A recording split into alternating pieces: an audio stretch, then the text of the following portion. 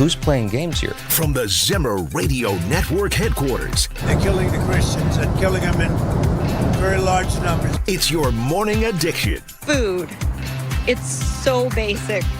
Wake Up Missouri with Stephanie Bell, the Zimmer News Team. And now introducing your host, Randy Tobler. I think that if we got rid of the filibuster, we would approve so many good things, common sense things, wonderful things, that it would be hard to beat us. If we don't, it's always going to be a slog. So I do say this. I would say absolutely, without question, I have no doubt in my mind, get rid of it. And the Republicans should do it. But they have a number of Republicans that don't agree. And you know what? It's a question. Do I want to lose my relationship with those Republicans that have been very good to me for a long period of time, that voted against the crooked Democrats on impeachment and everything else? Do I want to lose them over it? I think it's a very important point. Do you ever have people that are wrong, but you can't convince them? So do you destroy your whole relationship with them or not? I'd be close to losing it, but probably not. I think that if we got rid of... Donald Trump coming to finally where we should have been 5 weeks ago. I said it then, and I'm so angry now. This will be an existential moment in our country's history. Well, I have to explain. I'm Randy Tobler. There's Sammy Gregory, no relation. John Marsh and Drake Whitman. Sammy's back for a second day for Stephanie Bell. How you doing, Sammy? Pretty good. All right. Okay, I got to lay it out here, guys. Well, first of all, I got to tell you what's going on in the show. We're going to be talking to William Jacobson, who is a Cornell law professor, at 7:35 about the oral arguments that occurred in the Supreme Court yesterday about Donald Trump's authority to emit tariffs and to invoke these really taxes on us eventually, one way or another, because it is existentially important. I'm going to try to tie this all together throughout the show today and going forward. I was worried about the way the tariffs were rolled out. I remain worried about them, and I'm going to make my case as we go out. But we're going to talk with him about the legality of it, what the Supreme Court argument said. Gorsuch and Roberts were, I think, clearly very, very skeptical about whether or not he has the authority to do this. We'll get into that with him at 7:35. At 8:08, we talk with Steve Bucci about national security. We're going to talk to him about Peggy Noonan wrote an article in the Wall Street Journal saying that we don't need Pete Hegseth now. We don't need a drama queen who's, criticizing generals and, all over there and talk radio. We need to have someone serious-minded and to lead the Department of Defense. So we're going to talk with him about that, talk with him about some other national security matters as it relates to the nuclear testing Trump talked about, the Asia trip. What did that mean for our national security? Now, ladies and gentlemen, welcome into the program. 573-874-9390. For 2 nights running, Samantha, I normally sleep well, head hits the pillow. I stay asleep till 4:30, 4:45 on a late day. 2 nights running on the heels of this election that everyone's saying, oh, those are just those blue states. I study these things. I got up at 3:30 Tuesday night, Wednesday morning. Again this morning. Mind's racing. Sweating. Are you sure you weren't just so excited to hang out with me on the show again? Well, that had a lot to do with it. And I started thinking about things. I started looking at the demographics here of the voting groups that voted for one Zorhan Mamkami. And I started looking at young women broke like 85% for him. Immigrants that dominate New York City. I looked at what he said about this, what he said about his he's an immigrant that now leads New York City of immigrants. That's all he could talk about. And I got to thinking that, the landscape is changing on the electorate. I looked at the way he gave his speech. I watched all 24 minutes of his victory speech, including angry Mamdani. I looked at how blacks voted for Mamdani, how many who I think voted for Donald Trump or at least thought about it, and maybe in 17 voted for him, didn't in 20 and came back in 24. A lot of those people have left the stadium. And I looked at his speech, and it was all about we have brought down the monarchy of Donald Trump. We have fought against, and we will fight against the landlords that make our rent so high. We will take back the economy for the people. We will get over and get past the boss that makes the $20 and $30 workers have bruised knuckles and calloused palms lifting the warehouse boxes. I heard very little very little. He's going to have an uphill battle in Albany just because of what the law says, and we'll hit that in the D.C. rundown. But he faces an uphill battle for all these radical changes because a lot of those, sit with state government, not with the mayor of New York. Little inset on the Wall Street Journal yesterday, I believe it was, about how coffee drinkers are mad as hell and aren't going to take it anymore because coffee prices are up 25%. Donald Trump keeps saying, the market, the market, the market. My eggs are down than they were with Joe Biden. You're kidding yourself if you don't think that people have there's a lot of increasing buyer's remorse out there. And many people who voted for Donald Trump because he was going to bring prices down, he was going to make things happen, regulations were going to come off, are thinking, wait a minute, my prices haven't come down. Yeah, maybe a little bit, but I'm still paying $50 for a couple bags of groceries that cost me $30. And then you watch this shutdown. And you realize in the back of your head that, Mamdani and the communists and the socialists, they're playing the Cloward and Pivens, pick an enemy, destroy the singular focus, and burn it all down, and then you can build it up in your Marxist communist way. We know that playbook. Obama did that playbook with Obamacare. Biden did that. When the woke, he answered to the woke. We know that doesn't work out in the long run. But in the meantime, we have terrible, terrible, terrible things happen to everyday Main Street people in their local economies. They can't afford to raise a child because of the communist socialist policies of Obama and Biden and complicit Republicans along the way. And I'm getting to the point. For those of you who are Kansas City Chiefs fans, remember that 4th and 17 when Mahomes made the longest fourth down rescue that he's made of his career?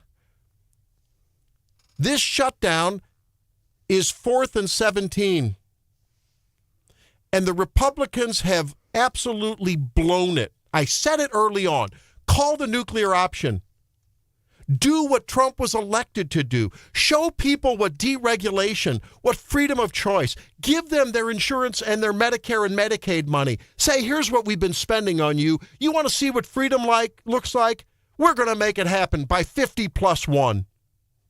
And we're going to show you why you did the right thing by voting for Donald Trump. We're not going to pussyfoot around with a shutdown and it's the Democrats. We're going to do it because, ladies and gentlemen, if they don't do it now, we're in a civil Cold War. We're in a civil Cold War right now. And if we don't bring those missiles out of the silos and have our finger above the button and be ready to launch them because we mean business, Ronald Reagan style. And if we can't, look, if what happens in the midterms is going to happen in the midterms, and I guarantee you it will, people like Mamdani with that rhetoric, with the prices the way they are, I don't care what Donald Trump says about the market.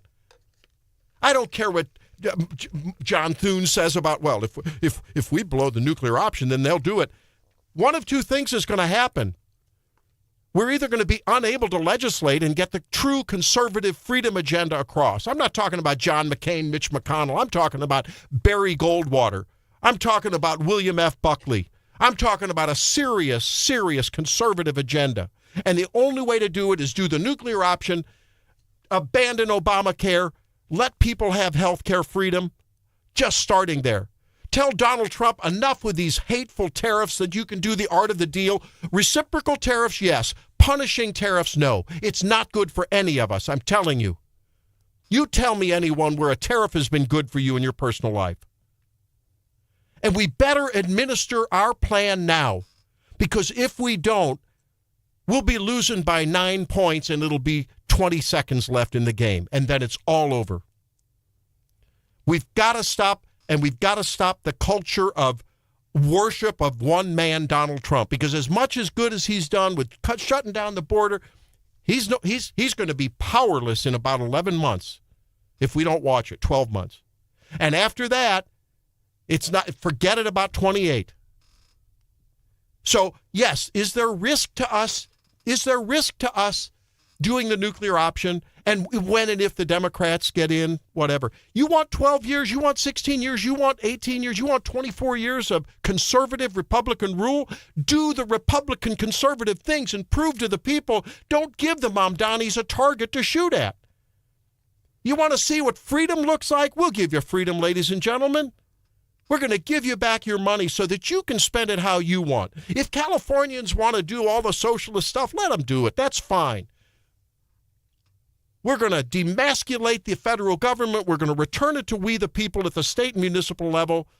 And God bless you. Welcome back to freedom, America style. And if we don't do it now, we're not going to have a chance. It's all over. We're in a civil war. This is an existential fight. And the first thing when you're talking about existential fights is survival. You got to live to fight another day.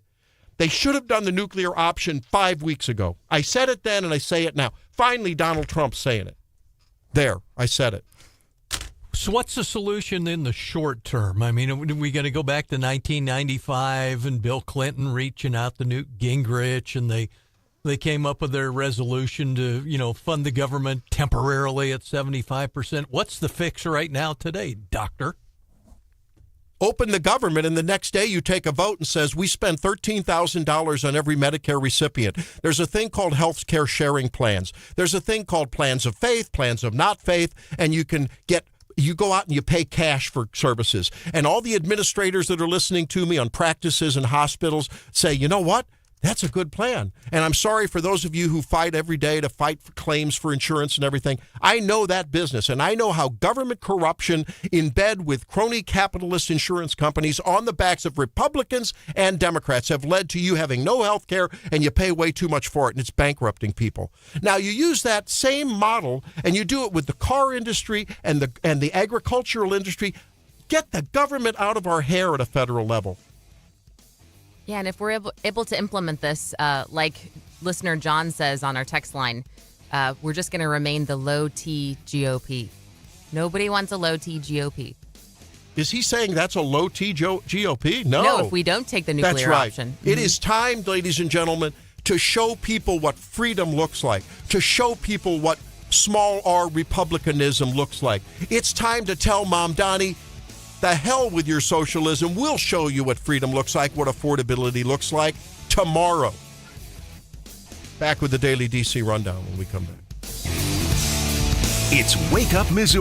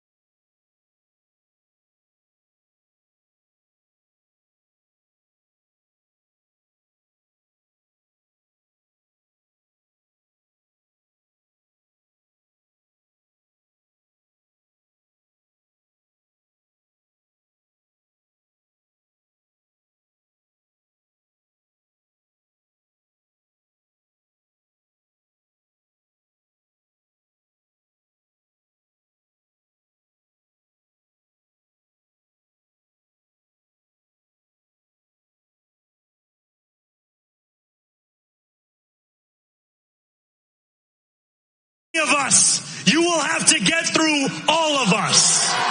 How do you respond to that? Does that affect anything you're going to do? It's a very dangerous statement for him to make, actually. And, you talk about danger. I think it's a very dangerous statement for him to make. He has to be a little bit respectful of Washington, because if he's not, he doesn't have a chance of succeeding. Well, it's back and forth between Mamdani and Trump. Here's the Daily DC Rundown. John Marsh brings it to you. Mamdani headed to City Hall after Tuesday night's mayoral victory, delivering on his campaign agenda. Might defend on a fight. Upstate in Albany, the 34-year-old socialist plan to lower the cost of living in NYC through city-owned grocery stores, universal child care, and free buses requires raising taxes on the wealthiest New Yorkers. And Governor Kathy Hochul says, I'm not raising taxes. President's claim of unilateral power to impose tariffs across the globe hit some skepticism at the Supreme Court yesterday. Solicitor General D. John Sauer, my former neighbors, I like to point out, representing Trump, was first up to the lectern, telling the court that Trump imposed the tariffs to deal with dire emergencies, a persistent trade imbalance, and the flood of fentanyl. And it sounds like Steph and Jen may well be walking home from New Jersey. Federal Aviation Administration said it will reduce air traffic by 10% across 40 high-volume markets to maintain safety amid the shutdown. Source told Fox Business News they'll start tomorrow with 4% reductions, ramp up to 10% next week. Could eliminate thousands of flights a day. Yep. 10%, right? And they're talking, 3,500 to 4,000 flights a day? Those are the numbers I've heard.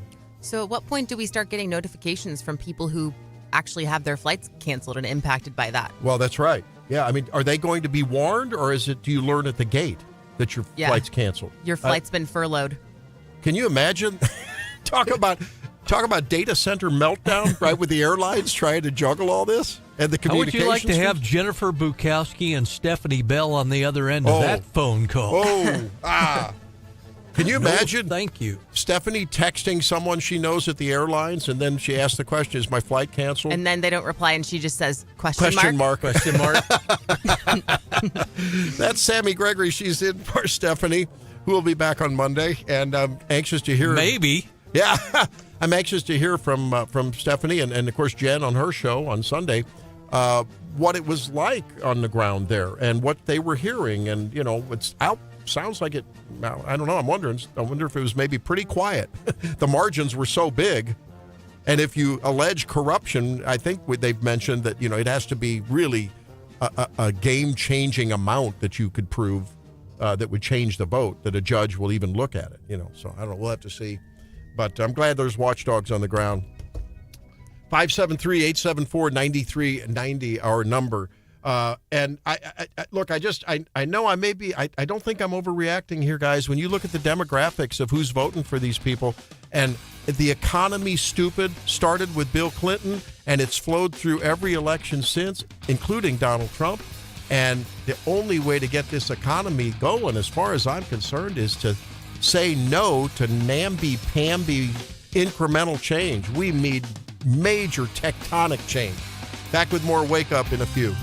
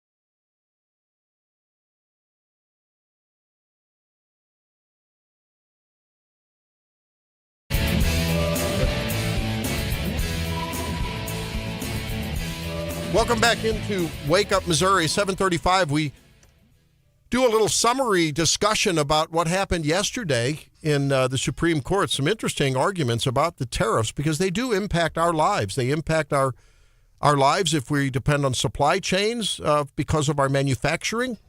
If you're buying consumer goods that land at Walmart or Amazon or Trader Joe's or wherever else you shop or Buc-ee's, these things are influenced by the tariffs. There's some rumbling that some distributors and retailers have taken advantage of the tariffs to say, well, we can't help it. Donald Trump made us do tariffs, and so we got to raise our prices when they really wouldn't have to. I'm just saying. Well, my favorite shopping place, Shein, tried to do that right when the tariffs first Which one? Shein. What is Shein. Oh, that's the one that just put a place in the luxury quarters of London. Did you see that? Oh, no. Shein? Shein.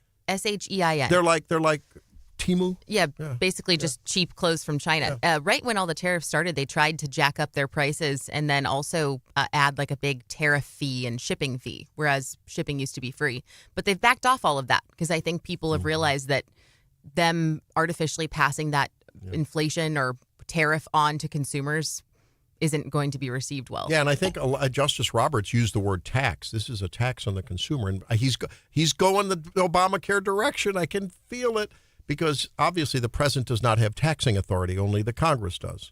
So you've been looking. That's Sammy Gregory, daughter Sammy, alongside John Marsh and Drake Whitman. We are Wake Up Missouri. Glad that you're with us. 573-874-9390. That's the text line. 800-529-5572. We'd love to stay in touch with you. And Sammy, the text line is pretty active.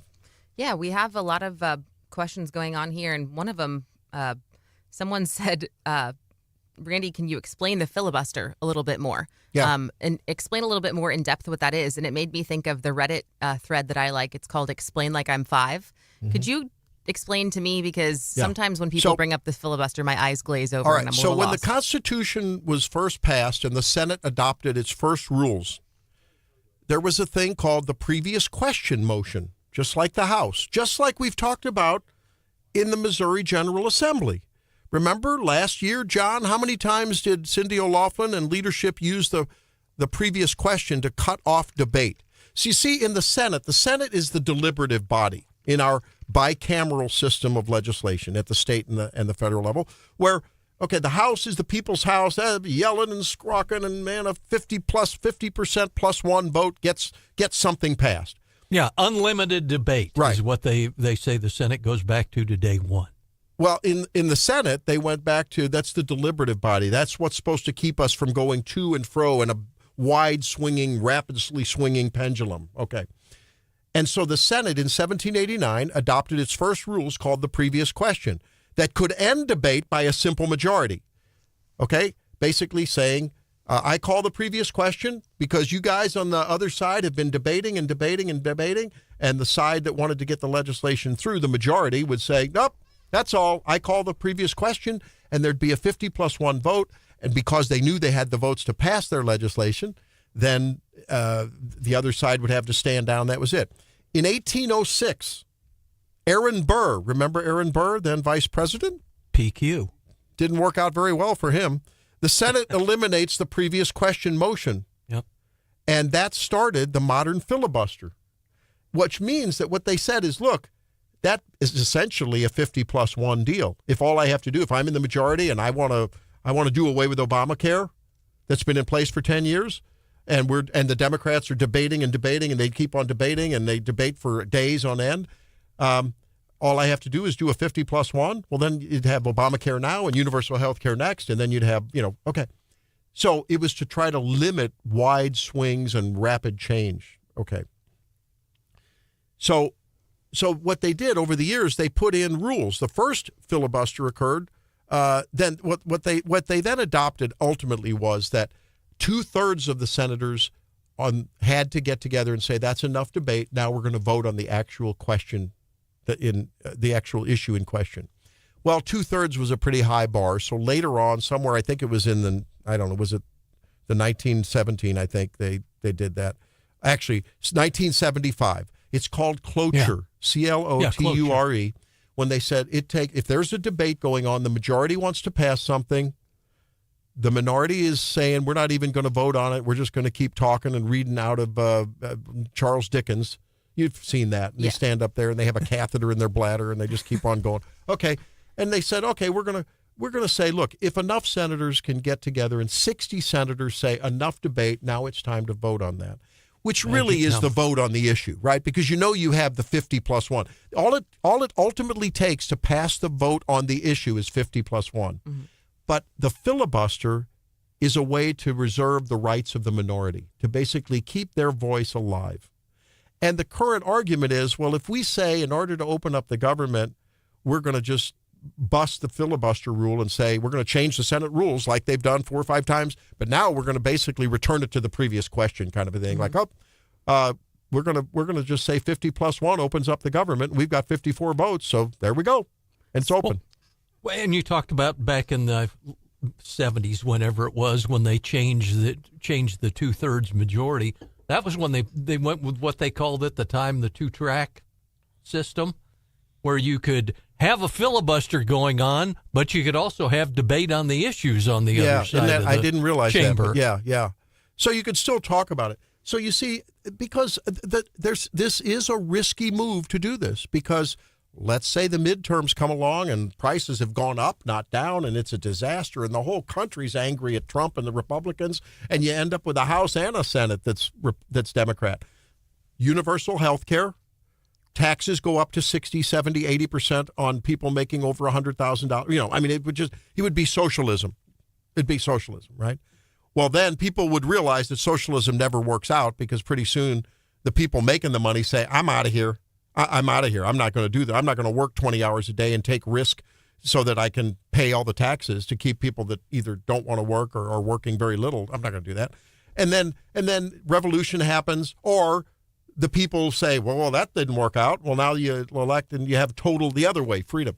So that's a potential risk. I would maintain, if not only they open the government, but then rapidly do the appropriations bills, change the healthcare system in a very positive way. I know how to do it. All of those legislators know how to do it. They're just afraid. They're just so afraid. Everyone's so afraid. If they would do the right thing, it would be so easy. Everyone would be so happy. And they could do so many things. Take off the cafe limits on cars, and take off the stupid thing that a car seat, this speaks to you, that a car seat for a baby expires. It goes bad after 5 years. Isn't there a limit on the car seat? Yeah, it's crazy. Come on. That's BS. We all know that's BS. Yeah, and where did that regulation come from? The car seat industry. Big car seat. Who donates generously to the legislators, who in turn pass favorable legislation to create and preserve the market for the car seat industry. It happens in every industry. I've told the story in the healthcare space. These staplers that we use that are aluminum and plastic to staple bowel together or to close skin, there's an expiration date on there. So I called up finally. Why is there an expiration date on something that's hermetically sealed? It's not going to get infected, and it's going to be good. Why do we have to throw those away in rural health care? I know I ran a rural hospital. Rural health care costs go crazy because of that. Why can't I have a paper chart? Sammy in the office, you've seen me struggle with the electronic chart, and I'm scrolling through looking for labs, and I open the window, and it goes, give me a paper chart. I can take care of twice as many patients twice as well. Let people do, if people want to do, if Boone Health and United Missouri, if Missouri U wants to have an exotic electronic medical record that costs $5 billion and it costs people a lot more to preserve that rather than a good old paper chart in the file, God bless them. But if your corner doctor office wants to have a paper chart and keep your prices low, God bless him. And God bless you to choose what you want to do. We've got to show the people what freedom looks like. And it's time. It's time now. The only caveat to that is you say the only way this will work is if the Republicans do this back end work to make these changes happen rapidly. Does anything in the government ever happen rapidly? Well, how would we pull that off when historically nothing like this ever gets legislation is passed powerful. Quickly? Actually, legislators could actually reduce the size of the federal bench, which has been a major roadblock to Donald Trump, right? The Congress defines the size of the federal judiciary. That's not defined in the Constitution. They could change this system and make it a truly originalist first principles 1776 and later 1789 form of government. They just don't have cojones to do it. Most important thing there, if we're able to shrink the federal bench, does that mean we finally can get rid of Boasberg? Judge Boasberg. Boasberg. We're going to talk with William Jacobson about that. Sammy, you found something that was interesting that we should probably at 7 o'clock play. Mm-hmm. I didn't even realize this, but Sammy found an interesting clip. In case you heard my first opening comments about how we really need to, Donald Trump finally endorsed why so late to the game. So much time was lost with this shutdown of the government. They should have done the break the filibuster right away and gotten some of their agenda done. They were elected with an agenda. The courts have gotten in their way. Legislation can do it, but you got to have the legislators in the chambers doing it. And I just, please, Josh, Eric Schmidt and Eric Burleson, Bob Onder, please get your caucus on the right track and get something done. Show the would-be socialists that think that Mamdani has the answer. He doesn't. Show them what the other side really looks like. Not Republican light, not conservative light. Show them what real conservative looks like. There's time, but it's running out, and they've wasted 5 weeks, and it looks like it's going to go on and on and on, and they keep just piddling around. Get something done, for crying out loud. When we come back on Make Missouri Healthy Again, I think we should mix it up a little bit and talk about, guys, you're not going to like this. Women, you may like it, but you may not like part of it. Do men and women need the same amount of exercise to keep their hearts healthy? We'll talk about that when we come back on Make Missouri Healthy Again. It's Wake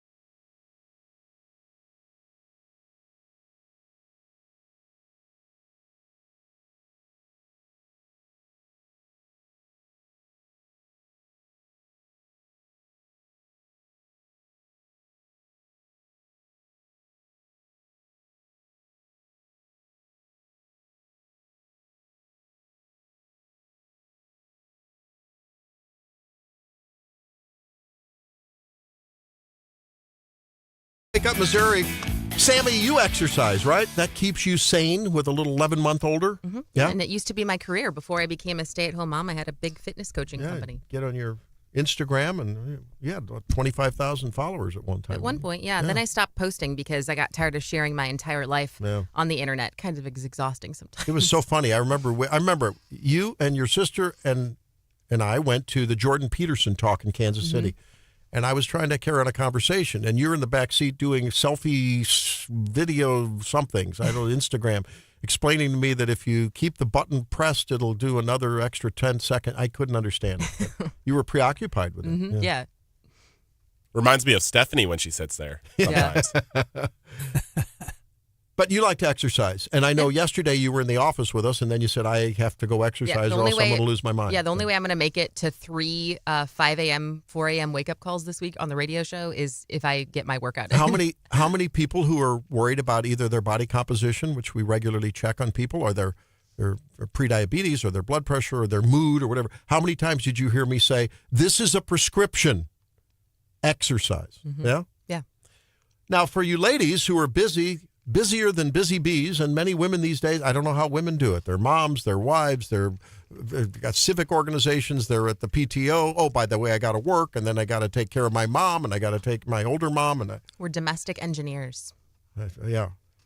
There's some good news. Turns out men may need nearly twice as much weekly exercise as women to achieve the same heart health benefits.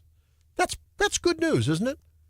I mean, in other words, women, with all of their time crunch that they have, don't have to work out as much. The bad news is the study found out that women don't even exercise as much as they need to. I'm just saying that's the empiric work based on some study done by this group that published in a cardiovascular research magazine, journal. Fewer than half of U.S. adults meet the minimum guidelines. What are the minimum guidelines? Well, generally about 150 minutes. That's about 5 30-minute workouts a week, right? And the good news is you don't have to do that all in one big lump. You can break it up. For a lot of people that are busy, I tell them, look, during lunch, go for get your heart rate up workout, and come back and drop down and do some push-ups and have one of those back supporting exercise balls and do some crunches. You can do a quick workout, right? Yeah. And do 10 minutes then, do 10 minutes later, and 10 minutes later. Yeah, for sure. Compared to only 51 minutes a week for females. How many? 51 minutes. Wow. 85 minutes per week for men. Yeah. 51 minutes for females. And it doesn't have to be this crazy go and run 5 miles a day exercise regimen that I think a lot of people fall victim to, the all or nothing mentality. Either I'm training for a marathon or I'm couch potatoing. Yeah. It can just be this daily exercise, can be just as simple as taking your kids for a walk with a weighted vest on even. That really up-levels things. Are you using a weighted vest? Yeah, because that's the only way I can get a good heart rate elevation while pushing the stroller and managing 2 little hellion dogs on the leash. When you were young. Go ahead. We see the influencers on social media so many times, and I saw one yesterday, and it was a guy in his 70s, and the interviewer was saying, well, how much do you work out? He goes, 4 or 5 hours a day. I'm going, who's got time to do that? Maybe a retired guy. Yeah, and he was doing planks and all the stuff on the pull-up bar and all this stuff, but it's like, for the vast majority of people, I think they step back and go, well, how am I supposed to do that? You're right. But the thing is, you don't have to do that. I think there's this myth that it's an all or nothing. But it's, look, we've talked about it before. Researchers who look at current health and future longevity, and not only longevity, but quality of that longevity, right? I've heard it said once and twice and 6 and a dozen times in different ways with different studies. A sedentary lifestyle, that's as bad as smoking. I mean, it's almost as bad as smoking.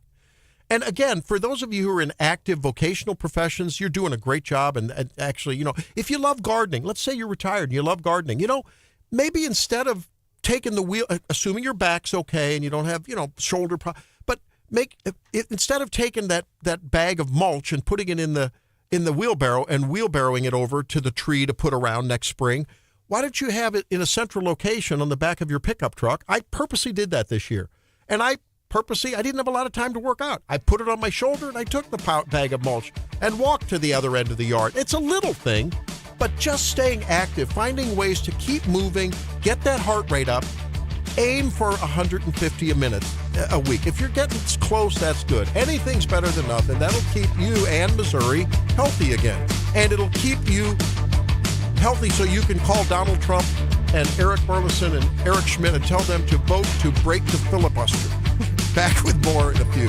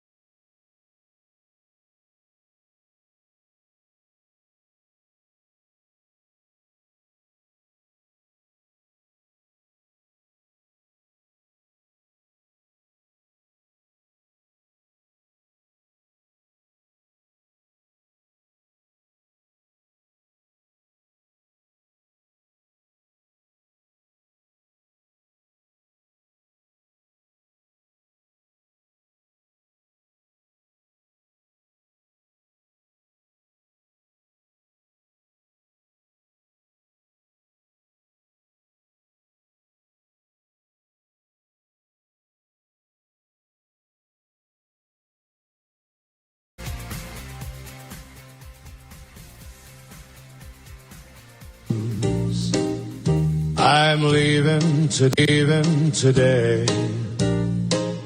I want no friggin' part of it. New York, New York.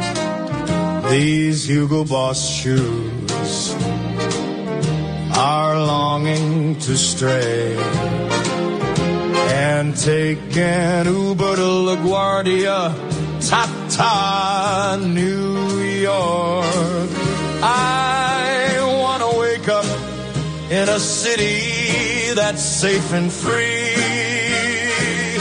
without that slick jive-ass mayor. So that's another AI. I'm getting to fall in love with these AI-generated videos. These are pretty fun. So this is a takeoff on New York. Welcome back on Frank Sinatra's New York, New York. And there's some expletive deleted. We couldn't go on and play more of it. Maybe we can clean it up a little bit, Drake, and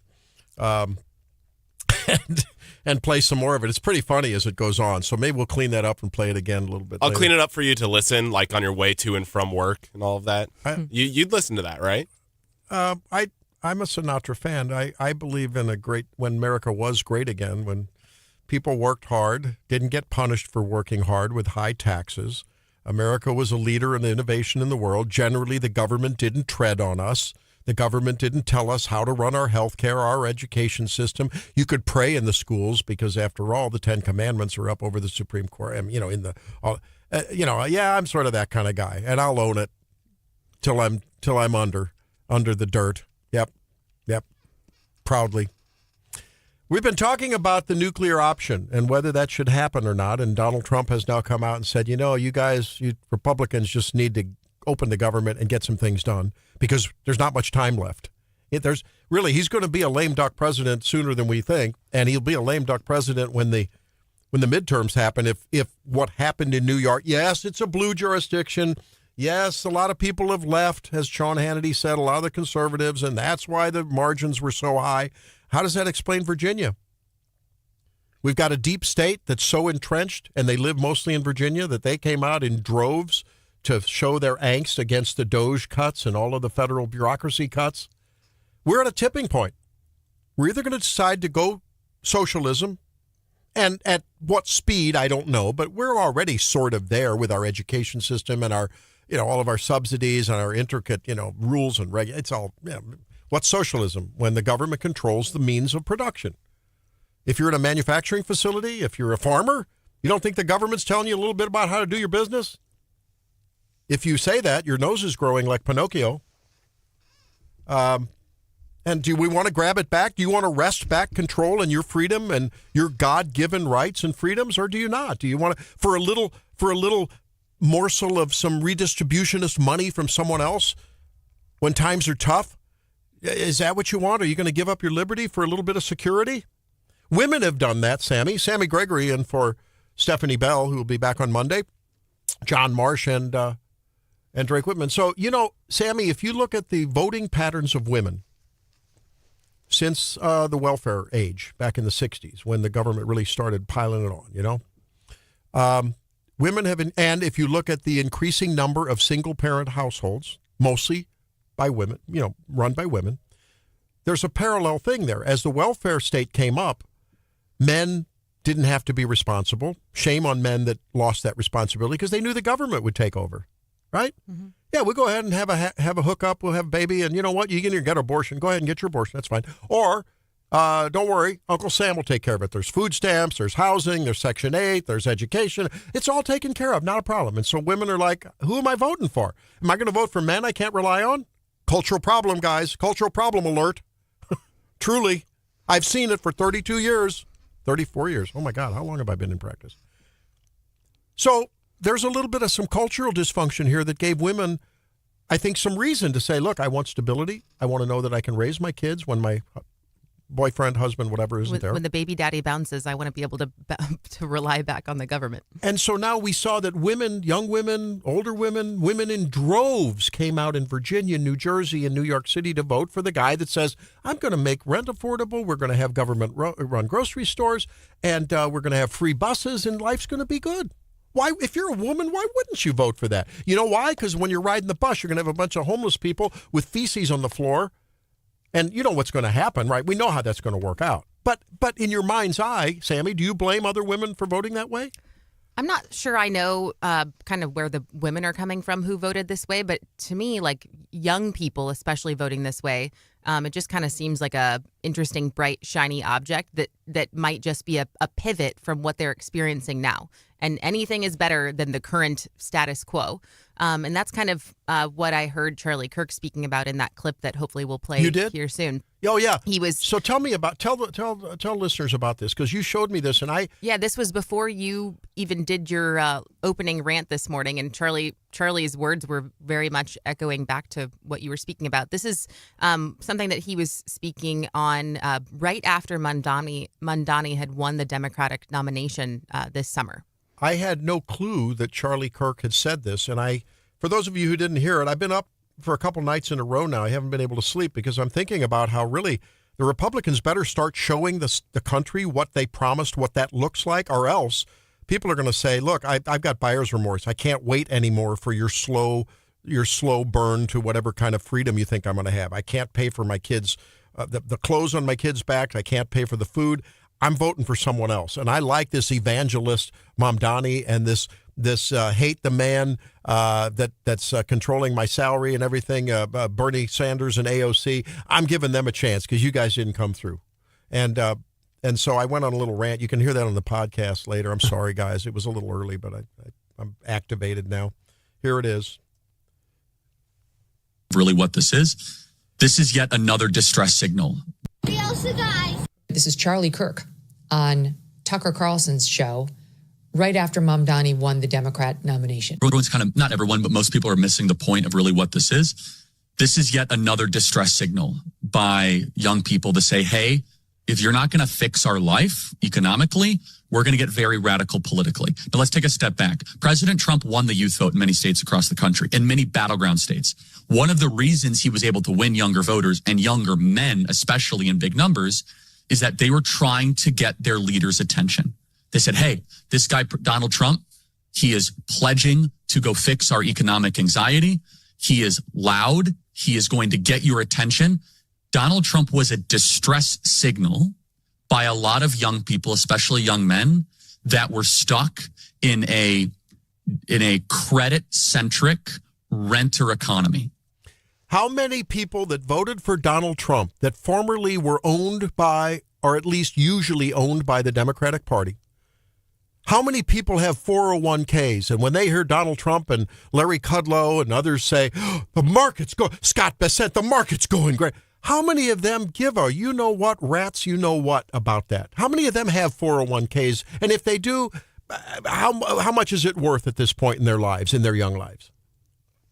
Yeah, that's what I said yesterday. Like the day-to-day life of what we're living right now, I really don't think much about where my investment portfolio is. I'm thinking about if I want to go back to work when my daughter's a little older, how am I going to be able to afford daycare? That's much more important to me. And I think him, talking about Mamdani being a distress signal, just like young people voting for Trump was a distress signal. Maybe that's, if we want to look a little bit more locally, maybe the people of New York were just upset with the previous leadership. And it's not something about the entire nation wanting change. Maybe it's just the city of New York was throwing a distress signal by voting in someone radical like this. They want radical change.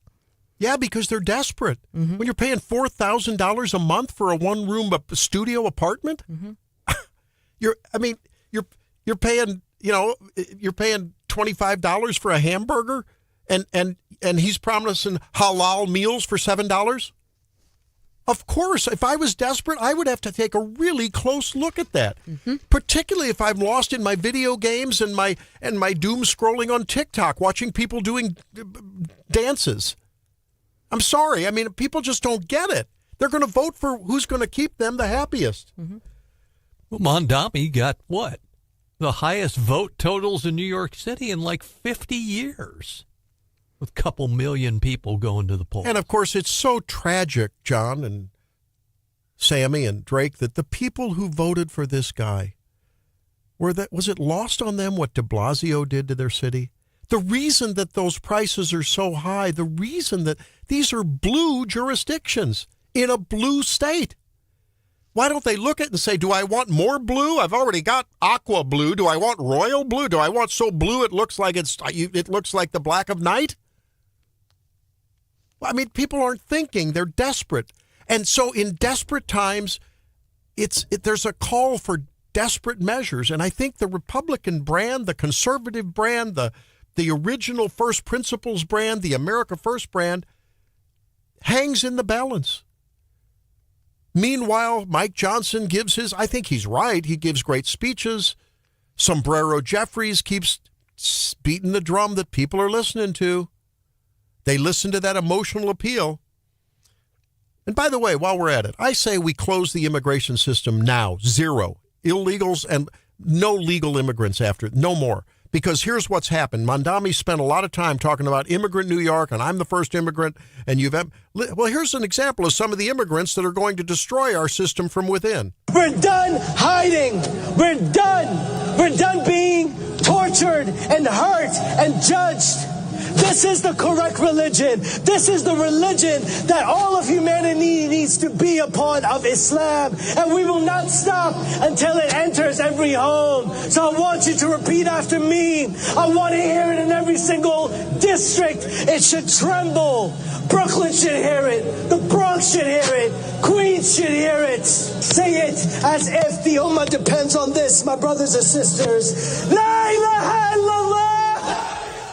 Brooklyn, the Bronx, Dearborn, maybe a city near you, that peaceful religion of Islam, that is in Times Square, an imam with that call to force their religion into every home in every city and borough in these United States.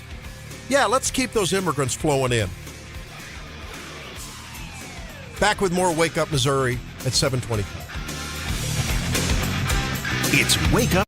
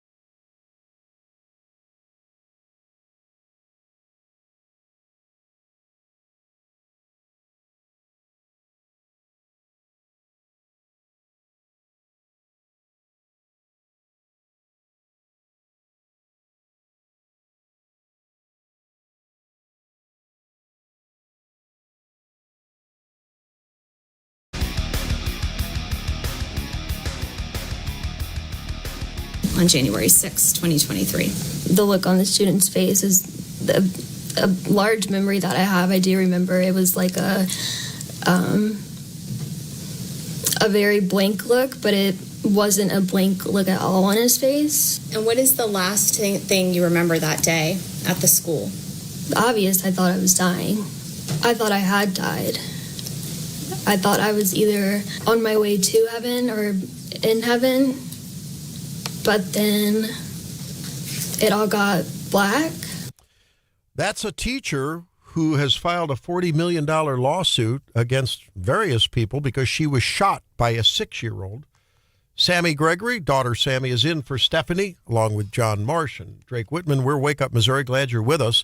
Sammy, you've been following this story, and it's a fascinating story of, I think, the courts and the justice system, and it just all seems like it's gone awry. Yeah, and especially how hard it is to be a teacher nowadays with the current current climate. And our education, the way we're putting kids in classrooms that don't belong in mainstream classrooms. Tell us the story. Yeah, so I hopefully everyone remembers this was a really major story back when it happened, I believe, 2023. Right now, there's a verdict watch this week, waiting for the jury to come back. Her name is Abby Zwemmer. Zwemmer? Trying to determine whether or not this whether or not this kindergarten teacher deserves $40 million in this suit for having been shot by her 6-year-old kindergarten student. And the administration was notified that day by teachers, by students, and by Abby herself, saying that this kid had a gun and his backpack needed to be searched. So this vice principal who's being sued for the $40 million, I assume there's some kind of insurance involved there that would be doing this payout. Her excuse for why she didn't come inspect this boy's backpack. First off, I think everyone was afraid of this kid. They knew he was known to be violent. He had multiple, programs set up to keep himself and other children around him safe. The vice principal, the reason she didn't come search his backpack when asked was because she said she was administering state testing at the time. So she had to remain in her office. The administrator was administering state testing. State testing, yeah. So Does that sound familiar? What I was just talking about the government out of your hair? Yeah. So she couldn't come help out and do what actually is her job, which is number one, first and foremost, to keep the children safe. So she gets a distress signal, the administrator, the vice principal, from the classroom teacher saying, "Hey, I'm scared about this kid. There's banter about him being dangerous and having a gun. Yeah, I got to proctor this test, this state-run test. Oh, okay. Yep. Didn't the mom end up in prison? Yes. Yep. So the mom, the 6-year-old's mom, was found guilty of whatever charges were pressed against her for allowing gun charges. Yeah, allowing her 6-year-old to become in possession of the gun. And it's really crazy to see what they had already set up for protections against this kid. The child apparently was only supposed to be in school if he was accompanied by his parents all day long.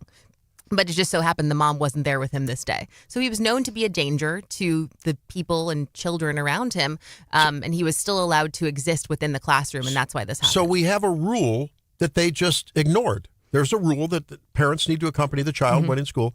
And just that day, it wasn't convenient, so we'll just ignore the rule. Right. Oh, that's interesting. Yeah. Wow. And I think you hear this a lot from a lot of teachers, obviously on a smaller scale. Not all of them are getting shot by their 6-year-old kindergarten students. We've seen them be cold cocked, though, and thrown to the ground and hit out of nowhere and knocked out. Yeah, and a lot of teachers, I think they're just either not supported by their admin, or the system that's set up really doesn't advocate for teachers to protect themselves. Wow. So we're going to get a jury verdict? Hopefully. Yeah, the jury's been out since yesterday, so hopefully today or tomorrow. Well, maybe we'll cover it tomorrow. You'll be back in then for Steph, right? Yeah. Okay, good. That's Sammy in for Stephanie.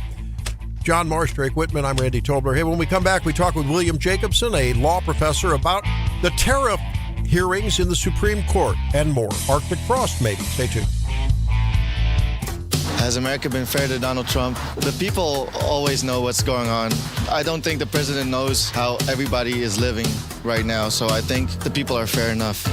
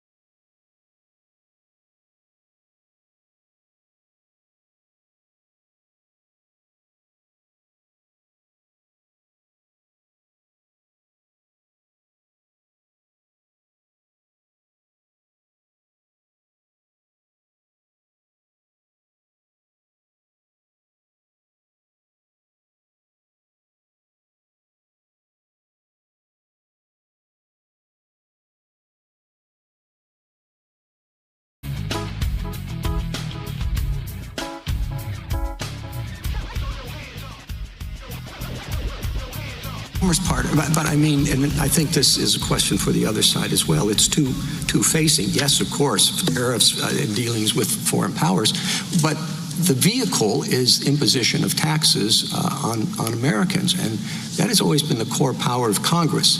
So to have the president's foreign affairs power trump that basic power for Congress seems to me to kind of at least neutralize between the two powers, the executive power and the legislative power. Well, this was just a little bit of the argument yesterday that were heard in the Supreme Court. That was Chief Justice John Roberts and the Solicitor General, John Sauer, of course, a Missourian, who is now the Solicitor General of the United States, previously had that job here, arguing that the president can use the Emergency Powers Act, basically, because of, foreign entanglements and basically treating this as though it's a wartime power, essentially. And you heard Justice Roberts say, "Oh, this is actually a tax." The Constitution delegates those powers to the Congress, not to the president. I mean, that's what I heard there. Let's see what Professor William Jacobson says. He's a clinical professor of law and director of the Securities Law Clinic at Cornell Law School, and also the founder of the Legal Insurrection website. It's a good one, and we've talked before. I look forward to this conversation. Professor, welcome into the program on Wake Up Missouri. Thank you for having me. So I think the general consensus, except for Scott Bessent, who said, he was optimistic after the thing. I don't know what he heard. I heard we just played that clip of Chief Justice Roberts using that T word, the tax word, saying, hey, that's a congressional thing. Gorsuch seemed to be skeptical. What happened at the Supreme Court arguments on this law, and what do you think where is it going? Yeah, well, I think a lot of the media take on it is a little bit gloomy for the Trump administration, but I think overly so. I think it's going to be very close. I think that it's going to turn on whether the president has the power under the statute to use tariffs for foreign policy purposes under what the statute says gives him the power to regulate, and that's the key word that they argued a lot of, to regulate imports. And how is this not regulating imports, particularly when the government's arguing it's not primarily a revenue raiser like taxes.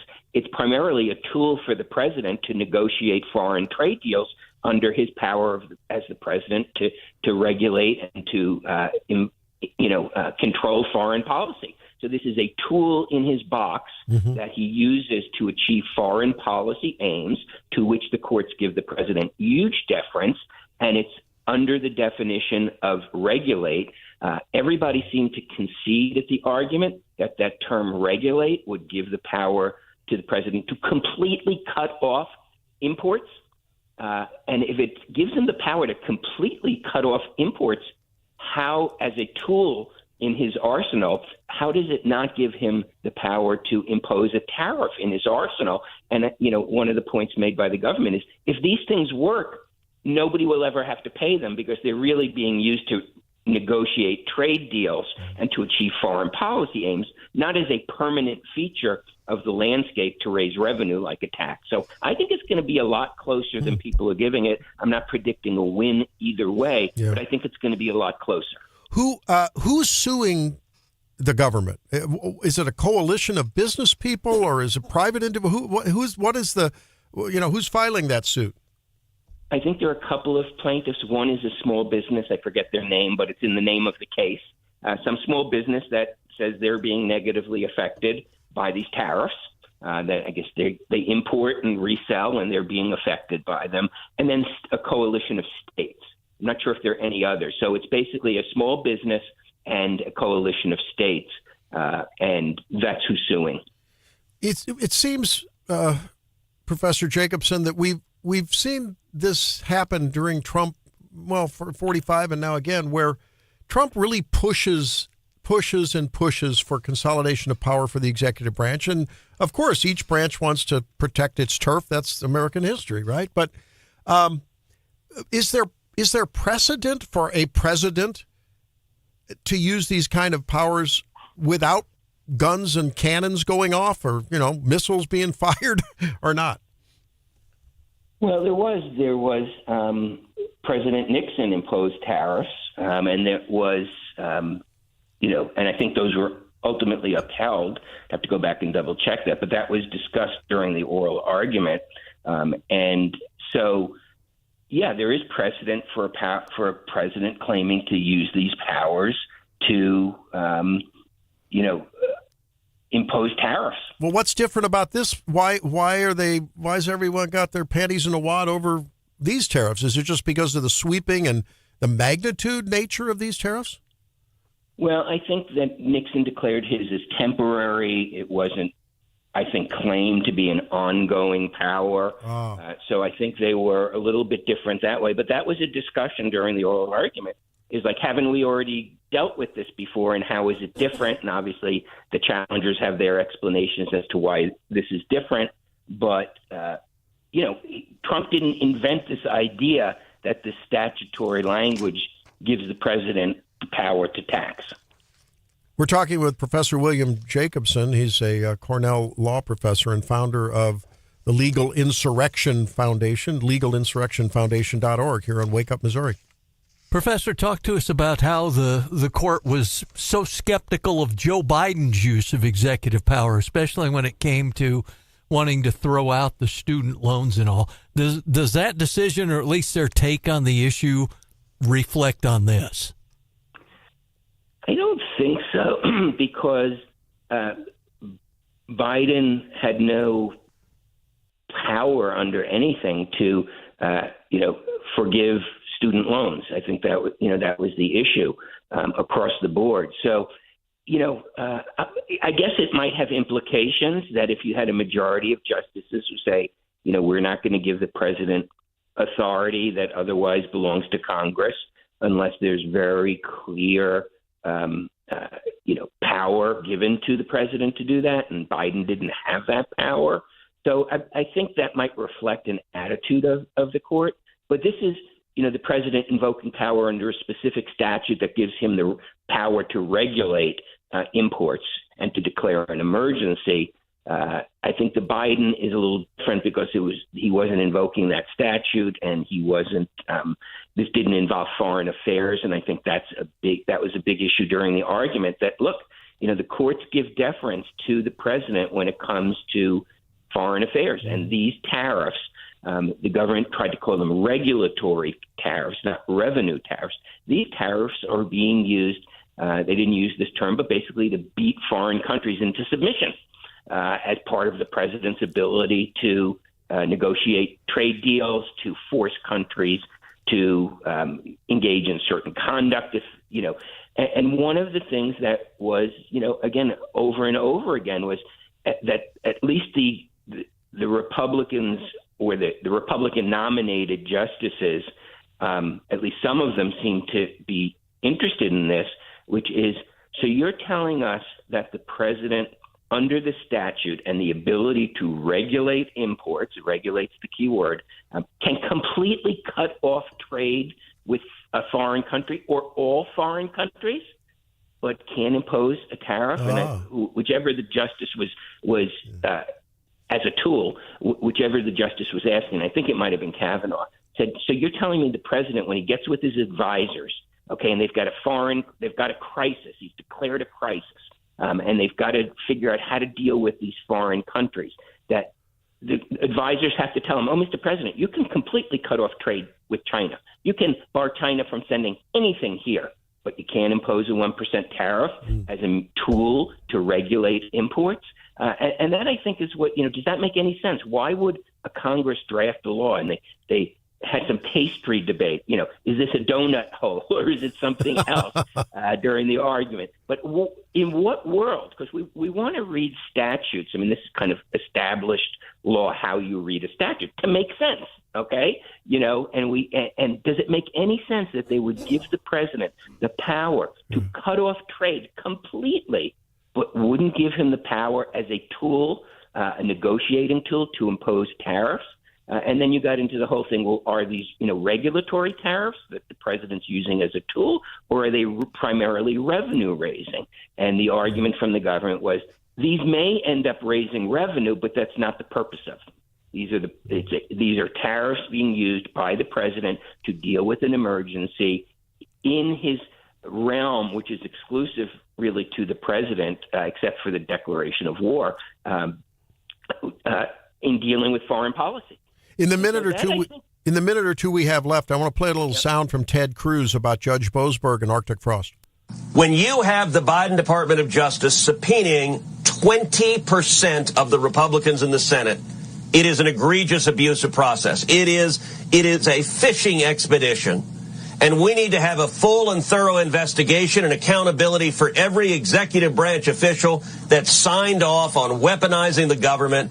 And I believe that the House of Representatives should impeach Judge Boasberg.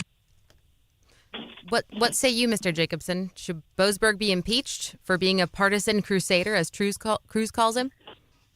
Well, I don't think he'll be impeached or should be for being partisan, because a lot of judges are. The specific claim for impeachment is that he violated the law, that there is a statute, there's a law which says you cannot hide these subpoenas from senators.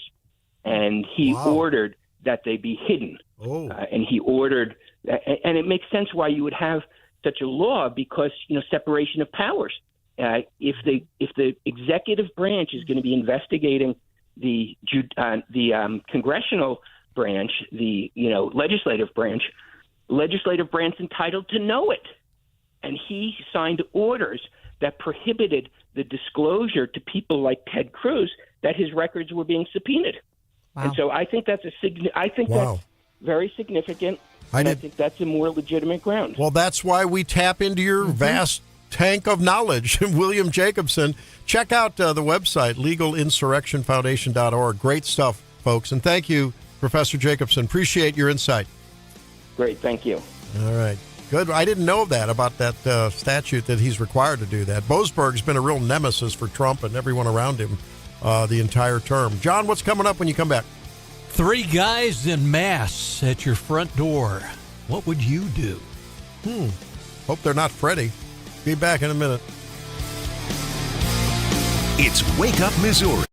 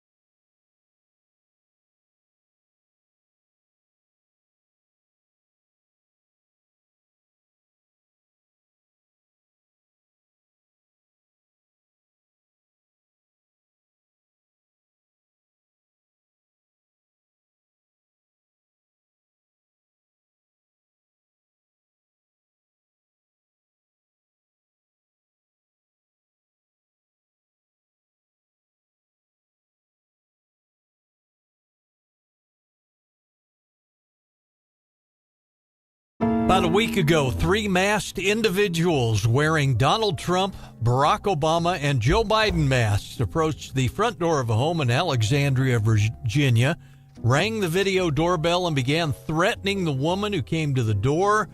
Terrified woman called her brother, who showed up quickly with his shotgun less than 2 minutes after the trio left. Whoa. And the police, who began an investigation. News of the incident had the community on edge till almost Halloween, when the police chief, Tarek McGuire, announced the culprits had been found. The whole thing was a prank. The would-be intruders were actually the teenage sons and nephews of an adult related to the victim. Chief said a moral failure where consequences could have resulted in deadly consequences. Said we will not press charges. TV interviewed the brother, who said, if I'd been here 5 minutes earlier, I probably shot all of them. So what night? Was this Halloween night? No, it was a week or so before. That's an interesting scruples question, right? I mean, what's wrong with someone playing a prank by impersonating, you got a mask on that looks like a president? Well, and they were, it didn't say if they were armed. Or if they had fake, toy guns or something like that. But in this day and age, I don't know if that's probably a real brilliant kind of prank to pull on your aunt or grandma or cousin, whoever this was. Sammy, you have a thought about that? People impersonating Obama, Biden, and Trump show up at the woman's house, older woman's house. She calls, who'd she call, her son or nephew or brother? Older brother. Who shows up with a shotgun, but by that time they'd left. Yep. I guess it depends on what they were doing. If they just rang the doorbell and just said, hey, maybe try to do their impersonation. Yeah, if they were being threatening in any way, I would assume it's warranted. Do we know? Huh. Didn't indicate, but and it didn't say. It said the woman was terrified, is what the or she's just like a mega Karen and is going to mega Karen. Good point. Yeah. Maybe she was incensed because it was 2 of the masks were Obama and Joe Biden. She didn't approve of that. Or on the other hand, if she had, purple locks and spent a lot of time at the tea room listening to James Taylor music, maybe it was the Trump thing that intimidated her. TDS. It reminds me, have you guys seen that Netflix documentary of the woman, Mega Karen again, who ended up shooting her next door neighbor? And it ended up being a big argument of the precedent of the Florida Stand Your Ground law. Oh. She said that she was being threatened, so she was defending herself, but it ended up she was convicted. If you watch the documentary, I think it's called like The Worst Neighbor Ever or something like that. Now, I'm noticing a theme here that Sammy, and I think your sister too, like you watch these true crime things a lot, right? Oh, I love true crime. So is this just a Tobler girl thing, or is this a woman thing? This is a women thing. This is 100% a women thing. What is it about this? Guys, weigh in on this if your gal does that. 573-874-9390.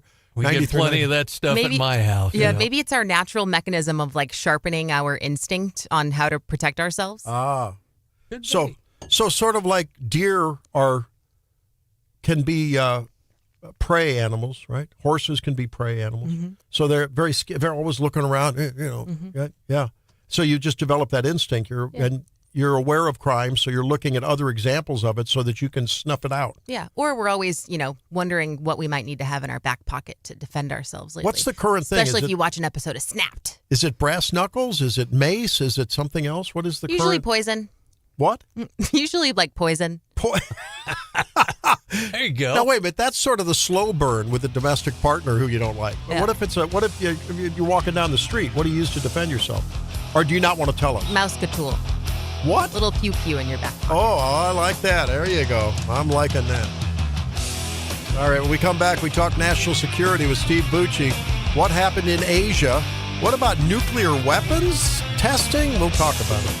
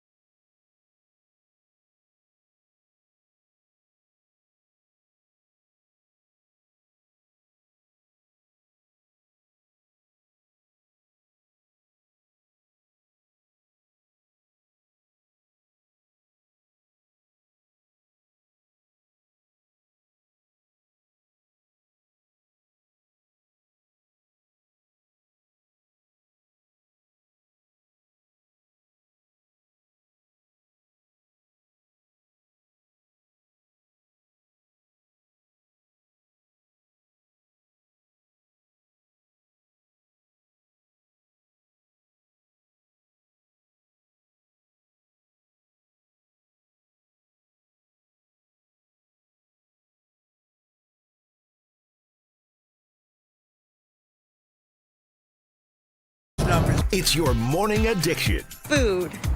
It's so basic. Wake Up Missouri with Stephanie Bell, the Zimmer News Team. And now introducing your host, Randy Tobler. Welcome back into the third hour of Wake Up Missouri as we watch the entire Northeast and Atlantic coast, soon to be, it sounds like, become the democratic socialist states of Eastern America. Unbelievable what's going on. Let's see what Stephen Bucci has to say about that. Of course, he's visiting fellow for special ops and disaster management at Heritage, independent security consultant, and a real patriot who served this country in uniform and out of uniform as a special forces guy for decades.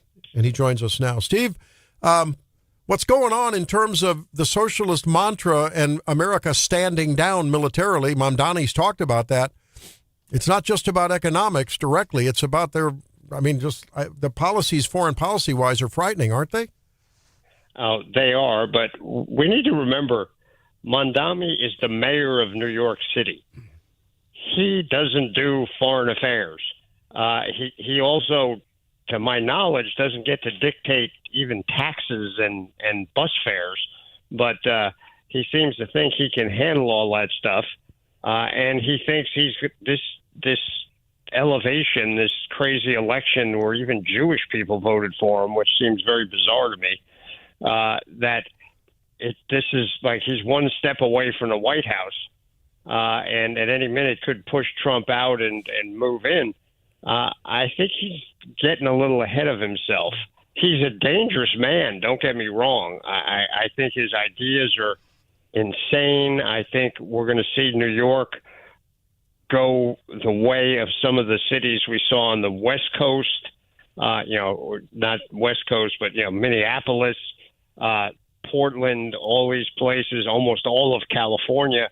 But it's not a good sign, but I'm not, the Republic is not yet at risk from Mr. Mamdani, fortunately. Yeah, I just worry about what the demographics of the people that voted for him say. I mean, I think that, those kitchen table issues are ever so important. And with the shutdown and with people maybe having problems getting back from places or getting to places around the holidays, things need to change. Hey, let's talk a little bit about nuclear testing. Right ahead of his meeting with President Xi, all of a sudden, an hour before, Trump drops the metaphorical bomb that, we're going to open up nuclear testing. Now, we know that Trump likes to saber rattle and then pull back and once in a while pulls the trigger like the bombs on Iran, the nuclear facilities. Mm-hmm.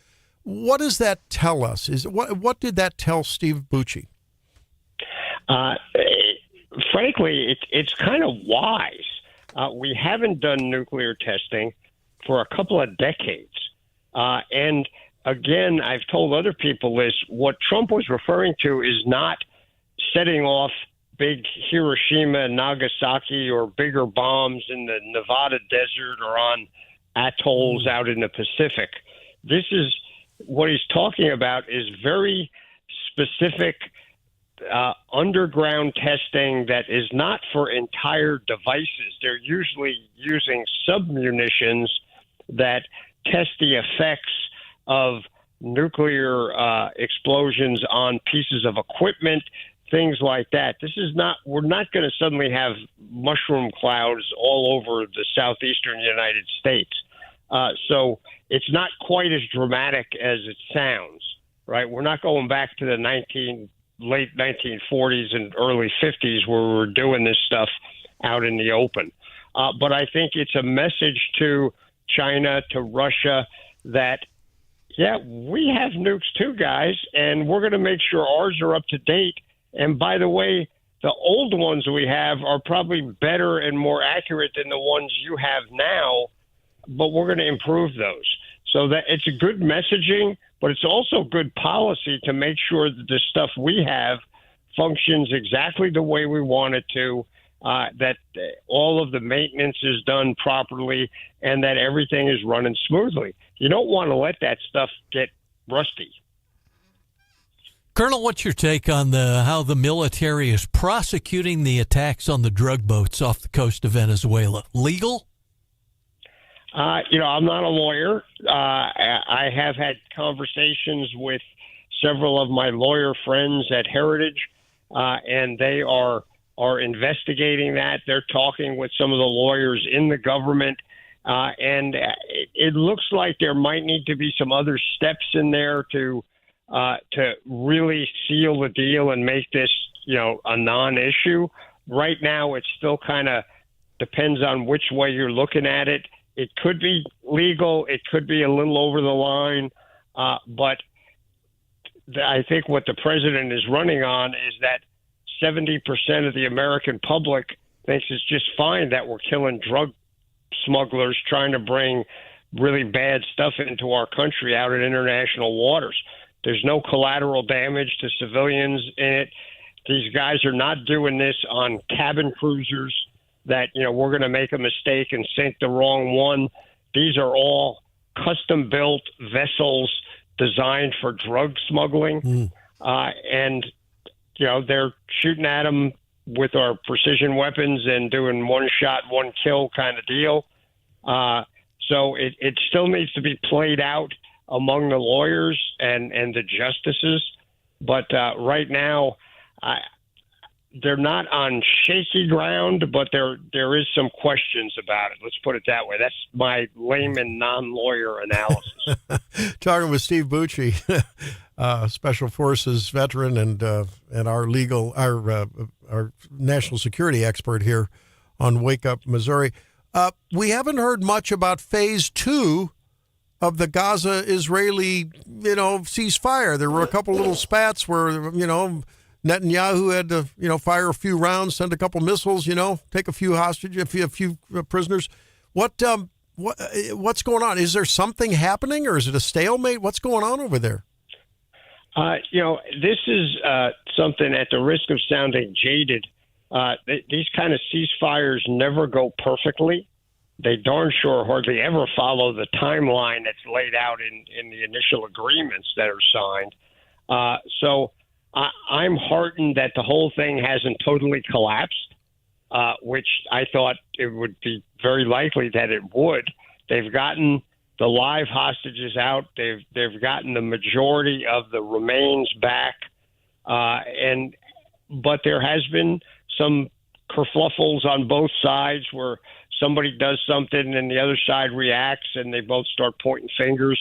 But in the main, the thing is holding. So phase 2 has always was recognized as being the very difficult one, mostly because of the idea of Hamas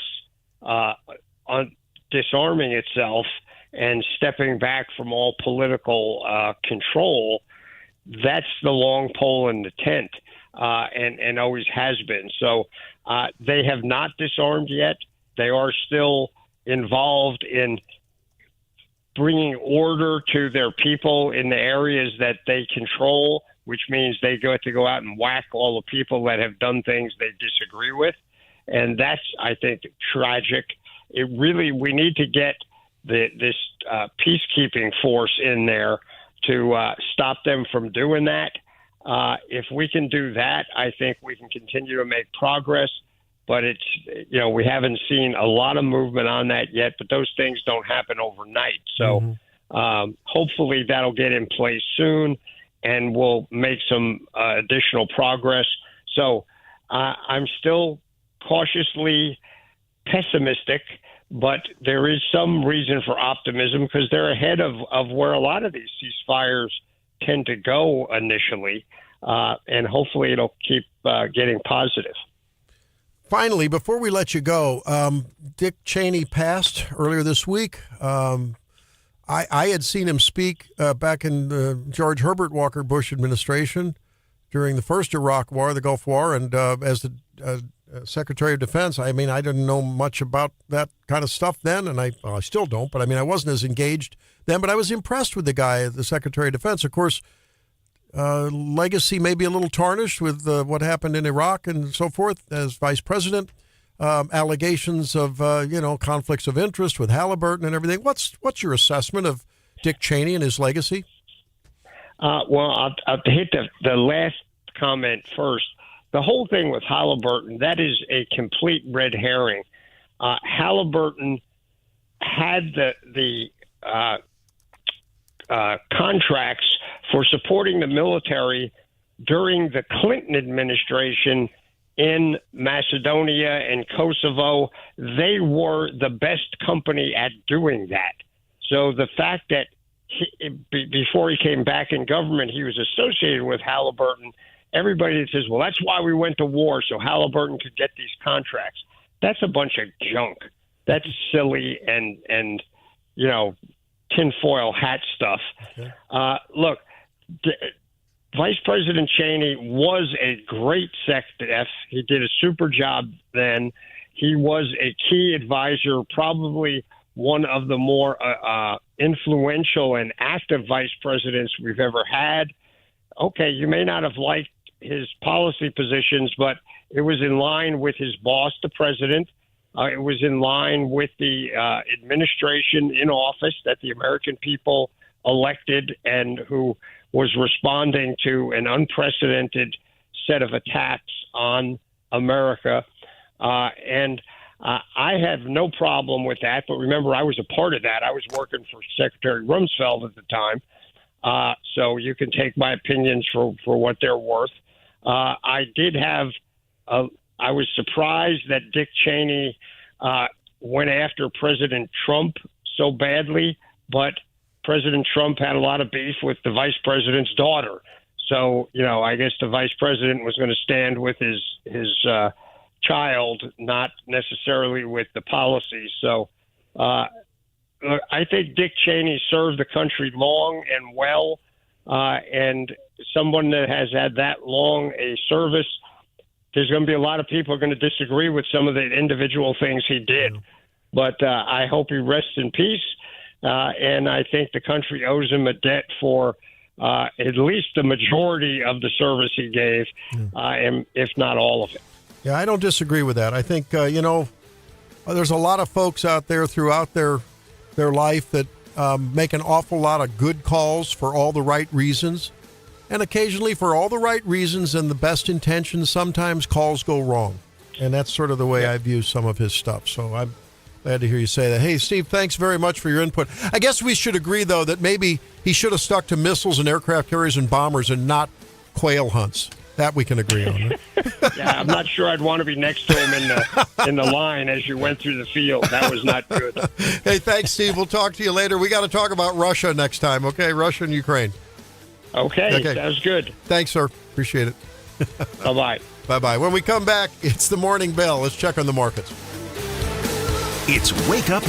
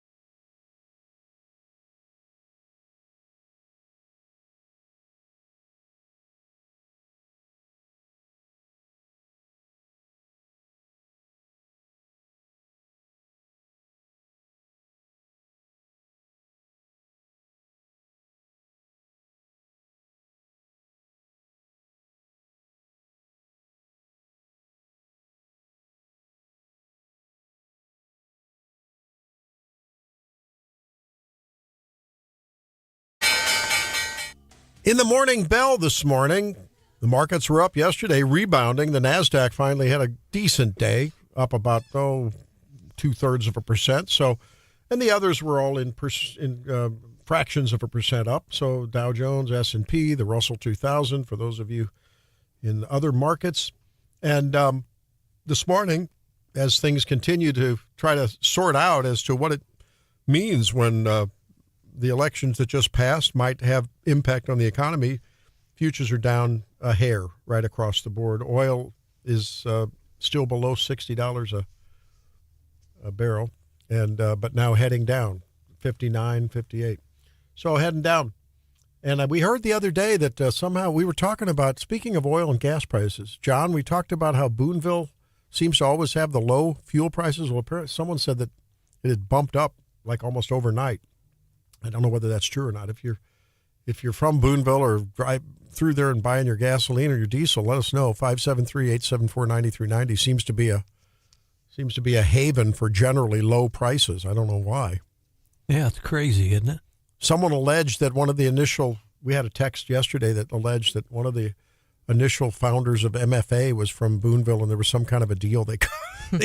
I guess you got to get your tinfoil hat on that one. I don't know. I had a friend who no longer lives in Missouri, but for years and years and years was a fuel tanker driver around here. And he said it was because there are couple of the different terminals, different companies that served the gas stations all across mid-Missouri, and oftentimes it depended on which terminal that they were in business with to get their wholesale gas from that could factor into several cents different in price per gallon. Yeah, no, it's always we hear that, whether it's in the consumer food market or the beef market or you name. It's always like the farmers tell us and the ranchers, I'm not making a lot of money on this. It's the distribution channels. That's where the difference occurs in what the consumer sees at the, on the counter in the market. And same at the gas, I guess. The distribution channels have a lot to do with it.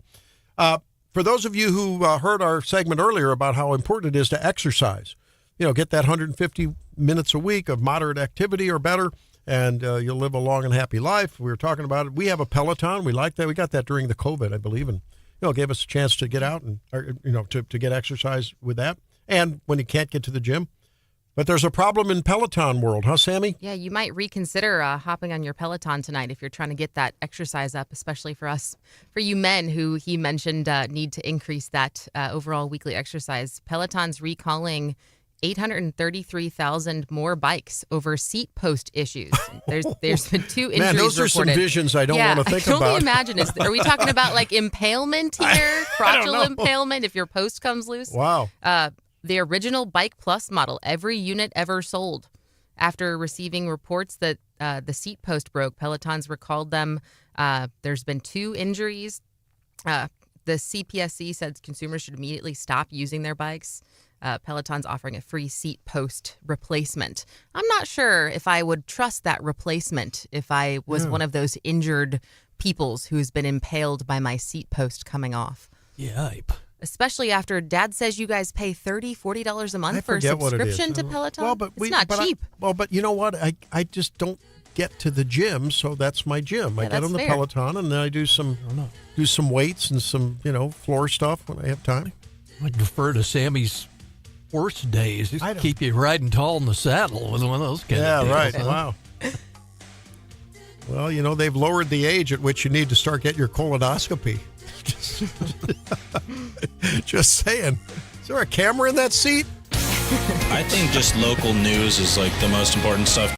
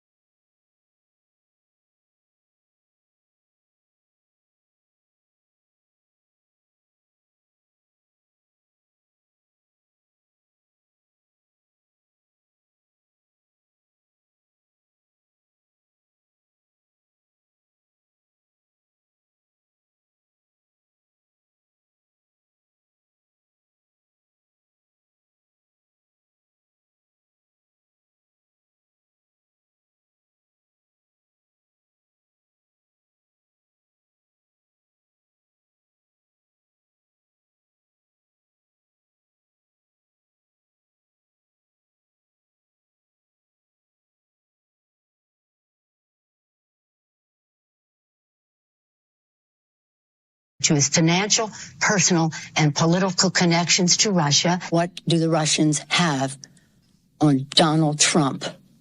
Politically, financially, and personally. What does Vladimir Putin have on President Trump? Personally, politically, financially, and well, why do I play this montage starting in 2017? And there's more. It goes through last year. She kept talking the same old TDS bilge. That's Nancy Pelosi. Breaking news. She's announced that we will be done with Pelosi after her current term. She's retiring. The vector of TDS, the purveyor of Obamacare, the one who ushered it through with an iron fist. She'll be out. She's probably going to go on a miserable woman book tour soon, just like Michelle Obama and like Kamala Harris. You were talking about that with off air about how these gals are just grievance spewers, right? I mean, they're just unhappy with their life. Michelle unhappy with her husband. Once they leave the public eye in the Democratic Party, they're still obsessed with all of the attention that they get from their party. So I assume this is not the last we've seen of Pelosi when she's done running for office. Boy, you talk about, if nothing else, she made a heck of a lot of money during her tenure there. An awful lot of money with her insider. 20 terms. 20 terms? Wow. 20. And, as I look at this X post with her, it's interesting how it goes from a sort of for her age, what you'd expect for her age in 2017, and then really looking really sort of not healthy in 2018, and then totally different face, filled out face. Clearly there were some fillers and some, a lot of some work done there, right, Sammy? Mm-hmm. She probably got an upper bleph. That's what all the people are doing nowadays. Yeah. Bradley Cooper's looking a little cuckoo from his. So that's the eyelid thing. Mm-hmm. Yeah? Blepharoplasty. And a facelift for sure. And look, her nose looks different from time to time. Mm-hmm. Nose, it's fatter there, it's narrower there. I mean, she's got all the money in the world to pay for the best plastic surgeons. Absolutely. You'd think she'd look a little bit better, though. I mean, if she has all the money. Wow. Well, you got to have something to work with, too. the blank canvas, they didn't have much to start with there. And in other news that I don't know, I just have a hard time figuring out. Well, let's play a little bit of this, and then we'll tell you about this guy. Remember Wicked? It's a tough fit when you can slough it off as I do. Nothing matters, but knowing nothing matters is just life.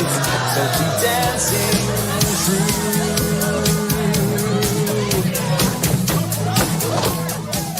Okay, I'm sorry. I love this song. So this is called Dancing Through Life from the big hit Wicked from last year. I guess another one's coming out. Is it next year? I know. I think it's in a couple of weeks this month. Oh, really? Mm-hmm. Coming out this month ahead of the holiday season. Yeah.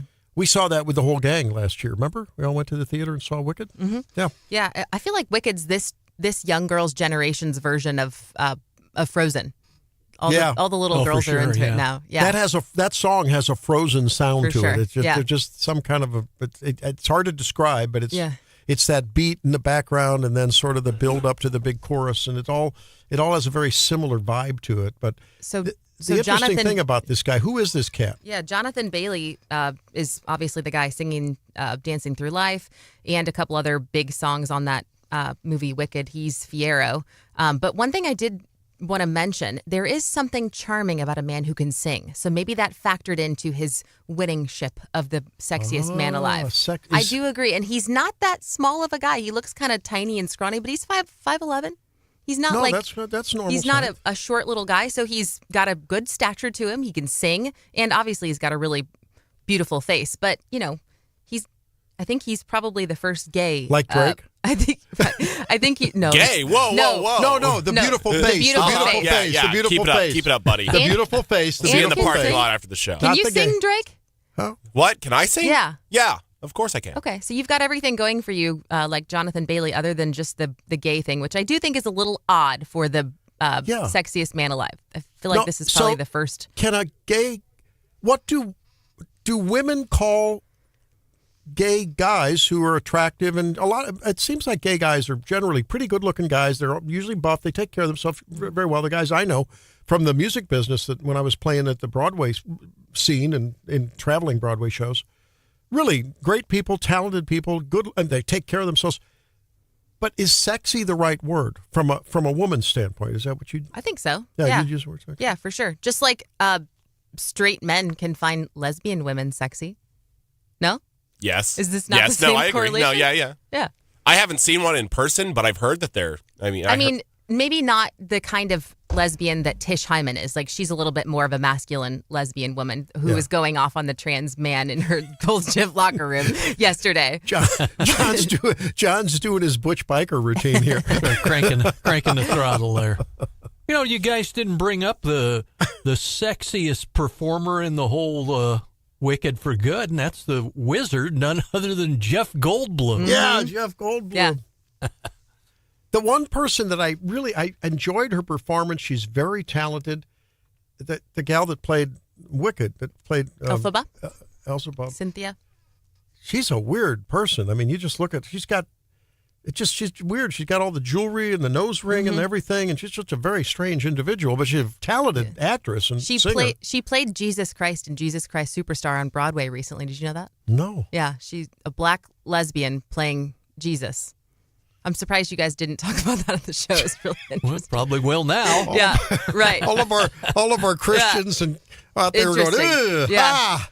Cynthia Erivo, who plays the green, witch in Wicked Elphaba, she's really known for these really eccentric long fingernails that she's got. How do you function with nails that are 4 inches long? Oh, you learn. You adapt. Women are adaptable creatures. Anyway, I saw. Wait a minute. Okay, wait. One of my favorite obscure Halloween costumes that I saw was this girl dressed as a Cynthia Erivo acrylic nail. I love that. I don't know those nails. I mean, how do you write? How do you type? You can't type with nails. I mean, mine are about a 1/4 inch long, and I can do everything just fine. I can ride horses. I can lift weights. Yeah, but you add another inch onto those nails, and you can't do the keyboard. There's no way you can. Yeah, really? your nail becomes your finger. How does that work though with the wiping? Everyone's always got to ask, how do you wipe your butt? You wrap toilet paper around the nails carefully. And you just, I assume you scrub under them afterwards if you have any mess. Drake has his head in his hands, just shaking his I head. agree. They're not very functional. And ever since I had a baby, I have kept my nails a little bit shorter. I don't think Cynthia Erivo has a small baby she's caring for with 1.5 inch long nails. But hey, whatever floats her boat. I love it for her. Well, the guy's very talented. There's no doubt. And that's his actual singing. It's not a voiceover dub there. Really? No. Huh. Well, he's very talented. I mean, he's very good. It's fraughtless when you're thoughtless. Those who don't try never look foolish. Dancing to life, mindless and careless. Make sure you're wearless. Trouble is right. Good singer. Woes are fleeting, blows are glancing when you're dancing.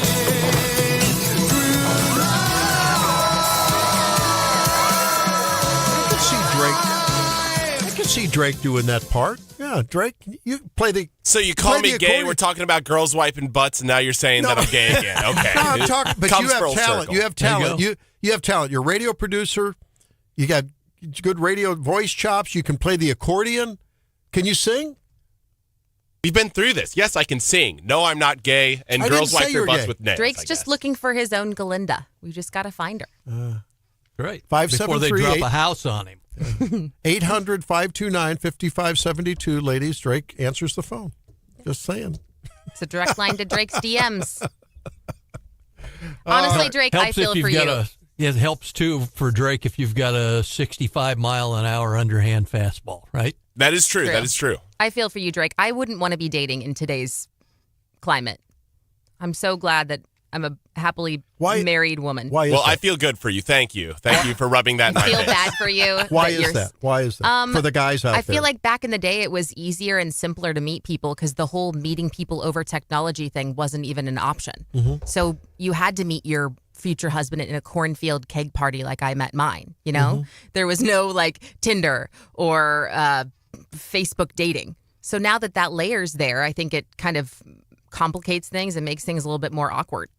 That's not the worst part about dating in my generation. It's that everyone's hoeing around. It's terrible. Okay, People blame have it on 20... the girls being hoes again, not okay, the boys I'm sorry. being When you have F-boys. 15 bodies at the age of 21, I see a problem with that. When you're looking for a good wife, you can't find them nowadays. Everyone's hoeing around until they get to 30 when they can't have kids, and then they say, all right, I'm finally ready to settle down. And it leaves the people who actually want a relationship out of girls at this age, and then it goes into, the rich playboys, F-boys or whatever. I can't say that word on air. They always get the play and all of that. It's ridiculous. And yeah, it started because women are not held accountable for all this other stuff. Wait, sorry for the rant. Are we similarly? Whoa! Are we similarly as critical about men's body counts as we are women's? Or yes, are we only 100%. accusing women of being hoes? 100%. Okay, good. No, wait, but this is the Drake who.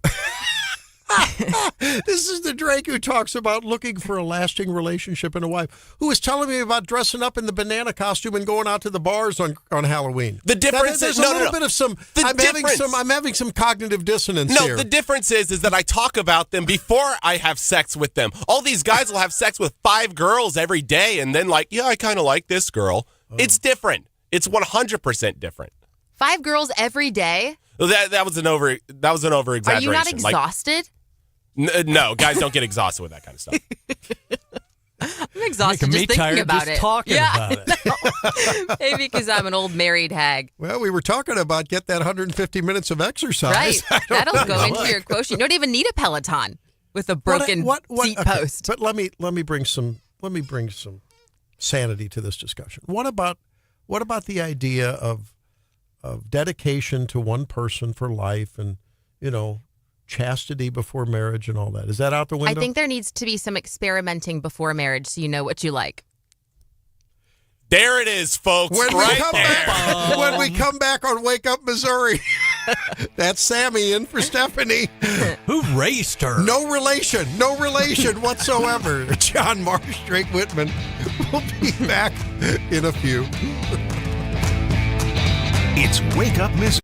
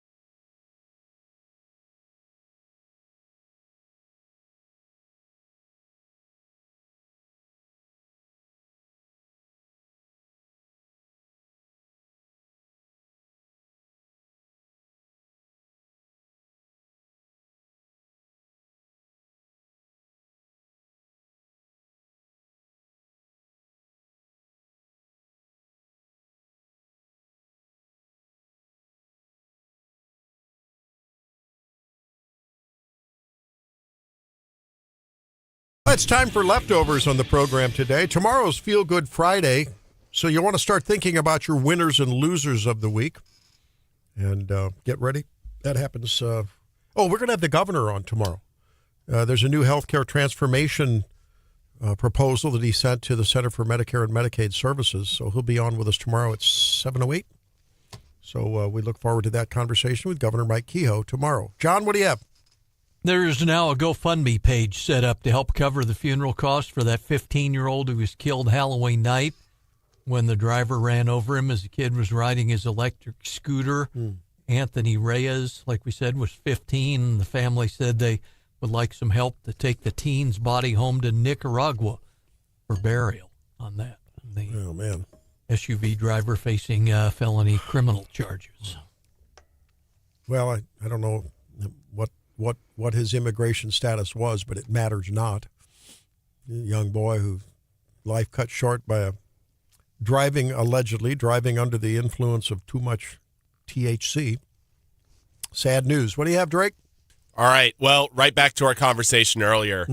Volleyball, women's volleyball will be hosting number 2 Kentucky. It is senior night, so everyone show up. It's going to be great. Last chance you get to see the girls play at the Hearn Center. So everyone show up, especially single young ladies. Which section will you be sitting in, Drake? 20 to 25. Now, do you wear during the softball season, you go shirtless but painted to support the team? What do you do during volleyball season? No, I don't normally go to volleyball games. I went to like half of one earlier. They're just so late. It was 11 o'clock when the game got out, and I left probably during the 4th set. No, it's ridiculous. Now, going back to our last segment, Samantha, Sammy Gregory joins us today, in for Stephanie. She'll be back tomorrow, right? You'll be back tomorrow, Sam? Paul says the old saying, why buy the cow when you can get the milk for free, applies here. It's interesting that you read Paul's text and not Jackie's. And we wonder why we have Jackie's wrong. And Paul goes on to say, and we wonder why we have to deal with all these social pathologies and the government is expected to support our children. I agree. Okay, I hear you, Paul, and I'll raise you one listener, Jackie, who texted and said, oh, wait, I'm loading, sorry. Jackie says, and the test drive on marriage seems to be the path to lasting marriages. Too many mismatches. Emotionally. Love you, Jackie. Physically, spiritually. Drake needs to operate in real life and not the pop culture version. Little life advice for Drake from Jackie. Yeah, me going and meeting women in real life is not real enough for her. I'm sorry. I'll work on it. Why buy the cow when you can get the milk for free? Are we talking about women like their livestock now? Yes, I think that's what he's inferring. I thought it was a federal ag subsidy or something he was talking about. Patricia says, please do not follow the woke Bravo Sierra of identifying someone's sexuality with their talents. Just need to acknowledge their talent and not what they do with their crotch. Well, I think that's a fair observation. But I think it's also fair to say that the theater is dominated by gay people, right? Gay men, at least, right? And that's all. That's a fact of life. I know that. That's an objective fact. Yeah, and if he's the first gay man to be named the sexiest man alive by People, and you know the like difference. The difference between then gay and now gay, at least many, not all, but many. I remember there was a guy named Bob. He ran the little lemonade stand back at the Muni Opera where I played in the pit band for a few years. And they had a little lemonade and, you could get snacks for the cast and crew and stagehands and musicians during the hot, we'd rehearse on those hot summer days at, Sunday and Monday and then opening night, Monday night. And the next week we did it again, Sunday and Monday afternoon. It was 100 degrees out. And Bob wore short, little tight shorts and he had sort of the stereotypical little bit of a feminine accent, Bob would joke with us. You'd walk up there and maybe you had a T-shirt on, you were muscular, you go, hey, son, you want to, go out to dinner? He would have fun, he would make fun of his gayness, knowing that we were, and that was the day, what was it, the Birdcage? Remember the Birdcage? It's a big Broadway show. There was a time when, whether you were gay or Polish or black or white or bald or what other thing can we make fun? You made fun of yourself. And now everything's identity politics and sensitivity training needed here, None of that on Wake Up Missouri, is there? Heck no. Not today. Taking no hostages, we aren't. And we'll be back and take even fewer tomorrow on Wake Up Missouri. We'll see you then.